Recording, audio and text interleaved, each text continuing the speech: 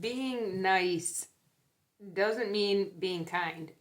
I know you've probably heard that on social media currently, but Christians have been saying this for a very long time. We model our lives after the character of Jesus, and Jesus was not nice.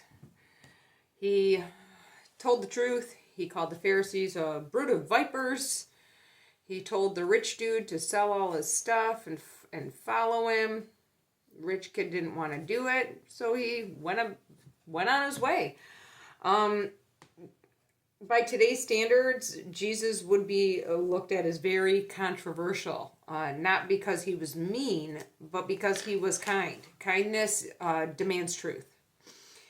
In our society today, niceness is more of a coddling. It's boosting the ego, usually with false compliments or with some kind of scripted narrative in order to boost the serotonin levels of those you are speaking to. And usually that is done for selfish means, to get a job, to make a good impression, to somehow benefit yourself.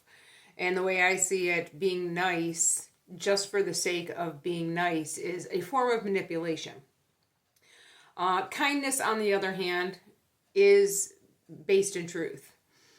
If you're truly kind to somebody, you want to see them become the best version of themselves. And I know that sounds like a tagline, but that's the truth of the matter. If you truly care about someone and you see all their potential and you see what they can bring to the table and how they could bless others and how successful they could be, you can register all of their talents, gifts, and abilities. You want to help them become that well-rounded person, to get out of that imposter syndrome box that they put themselves in. And in order to help them, there needs to be a reality check. Obviously, this is what I built not just my health and fitness and massage practice on, but it's also why I get hired for business consulting, editing, writing, and of course mediation. It's all about the reality check. I am not perfect at everything, far from it. And I've had people who care about me who were kind enough to tell me when I needed to work on a certain avenue of my character or work in a specific area of one of my offerings. And I didn't take offense to it because I knew those people were telling me the truth in love. They weren't trying to make me feel bad. Their delivery was impeccable. And I am forever grateful for those types of people. These people are now rare in society today, okay? Kindness can seem nice at times, and this goes to tickling of the ears and raising dopamine and serotonin levels. Who doesn't like to be complimented? But if those compliments or those encouragements are based on falsities, on lies, and you're just making things up in order to make people feel better about themselves, then that could possibly lead them to stagnation or, worse off, destruction. Keeping them in a place where they think they don't have nothing to work on, nothing to strive for, no improvements to make, and inadvertently being nice can hinder them from a truly fruitful life, whether it be relational, business, spiritual. We got to get off the nice bandwagon here. Now, I know there are a ton of gurus selling programs out there. Eventually, I will be one of them. But I want to make sure that I don't lead anyone astray and that I'm going to deliver any type of insight in truth. And I fully expect anything that I put out there to not be received very well, because I don't deliver everything nicely. I am direct. I am in the face of the person that is seeking out my help. And I do things based on reality, not projection, not assumption, reality. The gurus out there are making videos, selling tutorials, selling subscriptions to mentorships on how to teach people exactly how to register cues, body language cues, intonation cues, how to command attention, how to demand respect, how to leverage your way to material success or relational success. But you can't teach authenticity. Everything that's being sold, they're lessons on how to cultivate a character that most people don't have, that doesn't come naturally to them. So how do you develop an authentic character? Not just present a certain way, but actually harbor that integrity, that good nature, that character, that kindness. I believe it's only through one thing, trauma and challenge.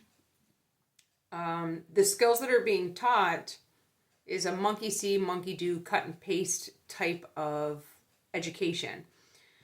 The true education, where all of these skills on how to be kind, how to develop in business, how to have a successful relationship, how to have a close-knit family, how to have a fellowship in your church organization, those skills are birthed from pain. Hypervigilance, pattern recognition, predictive modeling, these were all survival mechanisms one had to endure while going through some type of trauma or challenge. Pain is the best teacher. Coddling is not. We are in an age right now where social media has really masked humanity. We have a lot of clones out there, and I'm not talking about conspiracy theory clones. I'm just trying to describe what I see from social media. People speaking the same, using the same funnels, using the same tactics. Of course, I have a big ol' bug up my butt when it comes to Christian content creators, because I see the patterns there too. We have the whiny ones that are like, oh, Jesus is so wonderful, and it's got the sappy music in the back, and then you have the yellers, you bind those demons and Jesus died for you, and this is bringing up another emotional response. Then we have the salesmen that are like, hey, this is how it goes, and Christians got it wrong, and this is how you do it. And you have the ones that are excusing sin and saying it's okay, it's okay that you screw up, God knows that you're human, and trying to appeal to people that way. And all of this is for an emotional response. It's not kind. It's about grabbing your attention or being nice. Very little of it is based in truth. But the truth is what people truly do want. They don't know how to handle it at first, but they do crave it. I wouldn't be able to build a business on it if people didn't find it valuable. And when I get comments saying, wow, I've never heard it said like that before, you really get to the point. I agree with them, because I don't have time to waste. I see the potential in you or your business or your ability. And if nobody tells you what you're doing wrong from an outside perspective, or what you can improve on, then you're never going to achieve the goal that you've set before yourself. So that's where people of kindness come in.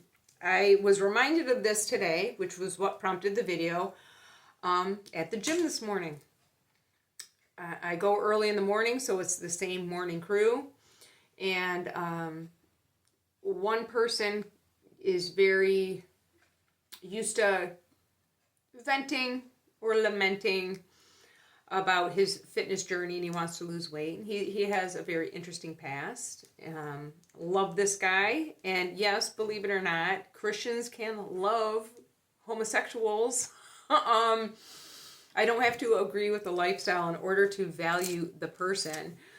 So I love this guy. He's great, but he was lamenting and complaining about how much he wants to lose weight and that nothing works. And he doesn't know how to eat. And I stopped him right there and I said, you know how to eat. You took off weight before. And he looked uncomfortable, shifted, deviated his eye contact. And he's like, well, yeah, but... And I was like, I kind of teased him a little bit. And then he started laughing. I like to lighten up the moment. And then he said, but I just really want to lose weight. And I looked at him again. I said, no, you really don't. And he's like, huh? And he shifted again. He got very uncomfortable and his eye contact left. And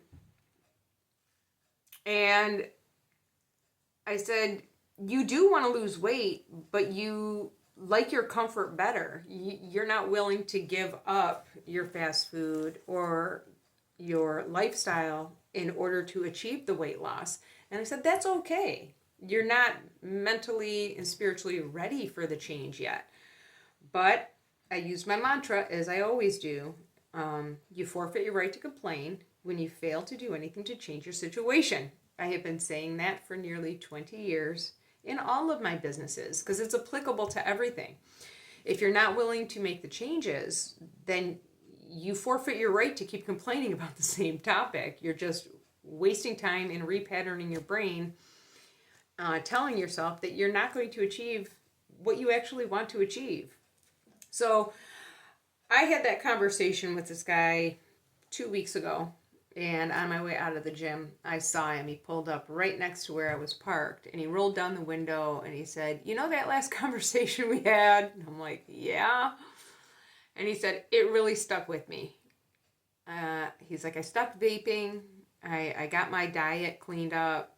And I said that my intention wasn't to force you or make you feel bad. He goes, I know it wasn't. He's just like, but it stuck in my head because you were right. And he thanked me. That was a very mature reaction. I don't get reactions like that quickly. Usually it's a few years down the line, unless it's clientele. Unless it's clientele that's hiring me to do it, they'll take it seriously and they're grateful. But for when it comes to friends or people in my social circle, if I deliver a message that way and I'm the reality check for them, it usually doesn't go over so well. But I could see that he appreciated the truth. I do want to see him succeed. I want his lifestyle cleaned up, his diet cleaned up. I want him to realize how wonderful of a person he is and all of the wonderful attributes that he has. And he's holding himself back because of the weight and because of the lifestyle. That became his identity. And I understand that he's afraid to step out of his old identity because it's familiar. How he is right now is familiar. To take the chance and to change how you eat, how you exercise, how you socialize, all of that, it can be scary to people. But I refuse to coddle and say, no, you're fine just the way you are, poor you. You know, I know people just can't take off the weight. People just need to smoke their weed. People just need to hit Taco Bell every night. I'm not going to do that with people, especially because I care about them. So I could be nice and watch them destroy themselves, or I could be kind, tell them the truth, risk them hating me, but have the message stick in their heads so they can go ahead and fulfill their potential. The other reminder I had at the gym, because I said I had two, was you'll probably notice I made a very short video. One of my friends asked me to edit his book. And I'm not going to lie to him. I'm only halfway through, and the markups are crazy. I've torn the book apart because he asked me to. And I saw him at the gym today, and we had a conversation. We had a seat after our workouts. And I let him know, and I said, AI wrote that book. And he goes on to tell me, well, I prompted it, and I have it ask me questions. And I said, I could see a few sentences that seemed like I was talking to you. And those parts were great. I said everything else that followed was that paragraph mixed up, repurposed with different words, but same message, same thing over and over again. That's what AI did. It didn't have original thought. And I said, I was ready to pull my hair out, and I'm only halfway through. And he goes, yeah, I kind of noticed. I said, and I gave him some of my ideas. I said, the industry that you're in, your faith base, your age, your transitions, navigating this digital world and the workspace the way it is now. I said, you have a lot of positives going on, but you're going to have to sit down and put the work in, because for the readers that will buy your book, this is not going to go well. So I said, what is your intention? Is this supposed to be a complimentary book for part of your business? Part of, maybe, are you going into consulting? Is this for validation of your skills? Like, I'm trying to understand, or is this something you want to make money doing? Do you want to help people with this? So I got the big scope of what the intention of the book was. And then I said that he has some work to do. And then I offered, of course, to have him organize his thoughts, and when he had time and I had time, if he wanted to come over and sit with me and we could have a conversation as I typed our conversation, that would be a better starting point. And then he lit up and he said, yes, I'll take you up on that offer. And that was very rewarding to see, because again, usually people don't take constructive criticism well. And I could see his eyes drooping and the light kind of drained from him when I was giving the constructive criticism. But I was very intentional about balancing the value of him and what he had to say, which is good, and the value of the message he's trying to portray, which is very good.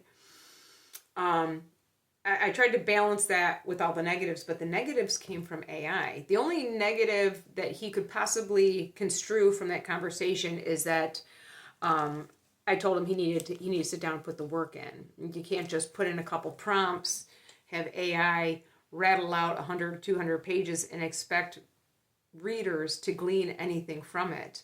I said it was a lot of word salad from AI.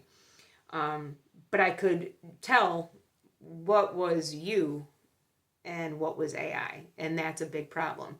For maybe Gen Z or the tech people, the people that grew up with technology or growing up with technology, they might buy the book, and because it's riddled with million-dollar vocabulary words, they may think that this is very profound. But for millennials, Generation X, and boomers, where this book would be pertinent, a pertinent read for them, like a very, is that the right word? No, it's not. It would be a good book for my generation to read. If I picked that book up and I spent money on it, I would give it a bad review because a computer wrote it, and it sounds like a computer wrote it. I said, your experience and your authenticity is what is going to sell. And I said, I do understand that in the age of AI, you want to stay relevant, but people are thirsting for authenticity. Falsities and masks are everywhere. So if you drop the mask and you get a little bit vulnerable and show your personality and your walk and your challenges, I can guarantee a lot of people are going to resonate with that. And these are the books and these are the services that are going to be successful in the future. So again, it was very nice to see that he was receptive. Kindness isn't mean, but it's not nice. It is truth and balance. Because if you really care about people and you really want to see people succeed, you really want to have fellowship, you want a better world, you're going to have to identify problems, issues, or challenges before you can make any type of changes to elevate or to connect. And if we rely on gurus and videos that are doing a cut and paste, here's the program, here's the list of things to do, and just let people do this. No, don't let people do this. Call this out. No, don't call this out. Shake a hand this way. Look at them in the eye. Don't look at them in the eye.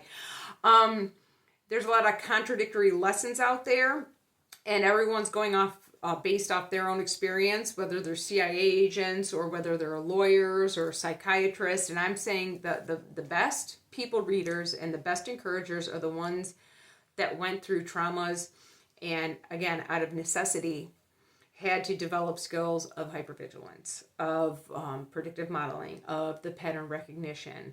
The empathic people also had to learn a way to register people's emotions without absorbing them. And those skills really can't be taught except through pain. Now, I'm not saying being truthful is always pain, but in many cases, the truth does hurt. That's a saying for a reason. We're familiar with this in the Christian community with very good preachers. Very good preachers will they'll give a sermon on the grace and mercy of God, the sacrifice of Jesus Christ, the wonder of the comforter who comes to live inside of you. But they will also talk about the seriousness of sin. They will also call you out on your self-gaslighting and your justifications for the sin. And I think that balance is beautiful because that is true kindness. And that's what every leader should be striving to do. That's what every business owner should be striving to do. This is what every family member in a family structure should be trying to achieve. The balance between pointing out the positives and then identifying the negatives that could eventually be turned into the positives. So that's just my little blurb for today. Little blurb, 20 minutes. But before I get to work on my book, I just thought I'd share that little tidbit and encourage everyone to be kind, not nice. Don't be a liar just to have people like you and just to make them feel good. Be kind. Show them that you want their success and their elevation, even if it means they hate you for a small period of time. Okay? So have a great day. To be continued.